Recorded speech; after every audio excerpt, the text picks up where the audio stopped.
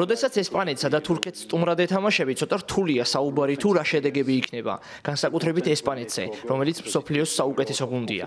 ზოგადად გეტყვით, რომ ჩვენი მიზანი არ შეცვლილა. ესაა წინსვლა და განვითარება. მჯერა რომ თუ ამას მივაღწევთ, შედეგებიც სასურველი იქნება.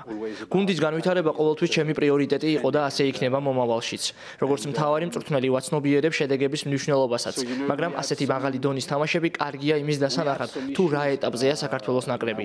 კონკრეტული შედეგი ბევრ ფაქტორზეა დამოკიდებული, თუმცა ჩემი მიზანი ყოველთვის ის იქნება, საქართველოს ნაკრებმა აჩვენოს, რომ მაღალი დონის გუნდია და ჩვენზე ისაუბრონ როგორც რთულ მეტოქეზე, აღვიქვან როგორც რთული და სერიოზული მეტოქე.